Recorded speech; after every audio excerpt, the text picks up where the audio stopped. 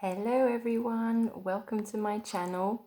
If you're new, my name's Rebecca, I'm 29 years old. I gave birth 6 months ago and I like to give tips and advice for new mums here in Luxembourg. No, I'm not a doctor, I'm not a specialist of any kind. It's really my experience and wanting to help other ladies out there, because if things have happened to me, then surely it's going to happen or happen to others, and others may ask themselves, is that normal? So in today's video, I want to talk to you about down there after birth, because a few questions came my way and honestly I didn't think about having to talk about it in details like I'm going to do now. So if it gets too raw or too detailed, then don't listen, because I'm not going to put on any filter. And I think it's important just to share the experience because, well, it's weird, it's a bit freaky after birth down there, so I'm just gonna say how it is. So in a previous video, I mentioned that I did the massage down there as much as I could, because to me it was like, if I massage it down there, he'll just fly out. It really will help. I don't know, he won't fly out, but I would say to myself, there'll be less tearing, and I'm like, please, please, please be no tearing, blah, blah, blah, blah. Anyway, I think it helped because I didn't have to be cut. I just naturally tore. It's to be noted that I was in the birthing pool for 4 or 5 hours and I was pushing, and then my son was like crowning for ages, and there was that ring of fire. Even to this day, I hate thinking about it. So I think it just like elasticated for a while, shall we say. And then as it was taking too long, the midwives were like, they panicked and they were like, stand up and clearly with gravity, he'll just fall out. And when I stood up, it didn't happen, and they'd already started to drain the water. So I had to waddle across the room with my husband under one arm, the midwife under the other, get onto the table, well, the table, like the bed table thing. And then they're like, next contraction, just push him out. Didn't happen. Anyway, I had to lift my leg, and then afterwards he came out. All good, finally, so happy. I had the sensation down there straight away all throughout. And I think that as soon as he was out, I was like, the vagina must have went like, ugh, finally. Because some of my friends have said to me, if they had an epidural, then they're down below afterwards gradually woke up, and then they had like burning heat and all this kind of stuff. So, ugh. So I'm glad in a way that I felt it throughout. Anyway, and they were like, they could apprehend or get afraid of that feeling coming, but I wasn't afraid of that. What I was afraid of was to pee.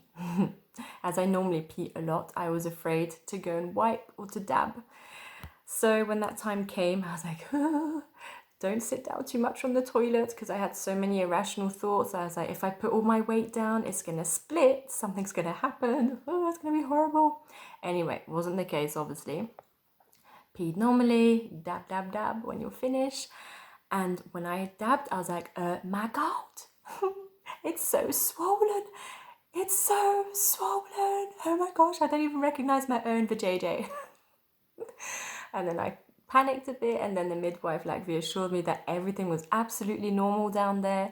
And then they gave me like the ice cubes and like this kind of condom balloon thing to put down there, including the humongous sanitary pads that need to like take it all in. And they would bring those to me every so often to help de-swell and all this kind of stuff, which really helped. And then came the next fear as to how to get home, because we still hadn't received our 4x4. I had to sit down in my husband's sports BMW, which like for me it's like basically sitting on the floor. And again, irrational thoughts. So as I had to lean to the side, I didn't want to put my weight on down there. I was too afraid. That was not a nice ride. And of course, it was like the bumpiest ride that I'd never felt before. But obviously, it's so sensitive down there. You feel every movement. And to say, here in Lux, like, you can't leave the hospital until you've had a number 2.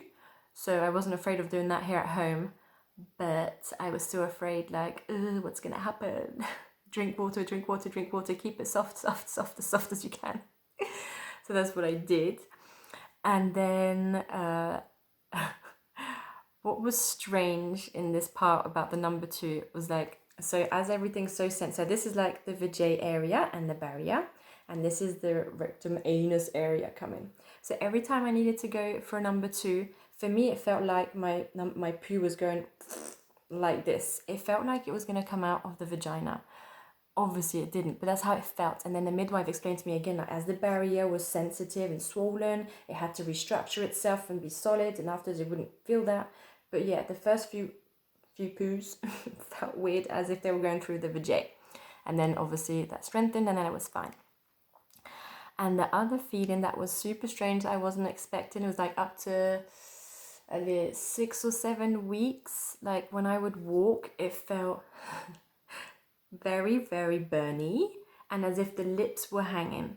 Even though the midwife said to me everything was fine after like not even 2 weeks, that like it was intact, blah blah blah, the feeling was still not as how she described it. It still felt super swollen and hangy and everything. So I was like, okay, how long is this going to last for? And then obviously I exchanged with a few friends, and they said to me that, yeah, I was nearly at the end of like 7 or 8 weeks, and it was starting to feel normal again, which it did, thank goodness. And all of that like sensation didn't help like going on to like the sex afterwards, because I was like, oh my gosh, what's gonna happen again? Like, is it gonna tear? Is it gonna be too flabby? No, obviously. I did also a video about that. You feel everything nicely and firmly, it's fine. But I just wanted to put forward, like, if you had like weird feelings when walking after birth, even if it's weeks after, it's normal. That's what my gynecologist and midwife said to me. It's completely normal. Obviously, it's so sensitive and needs to rebuild itself by itself.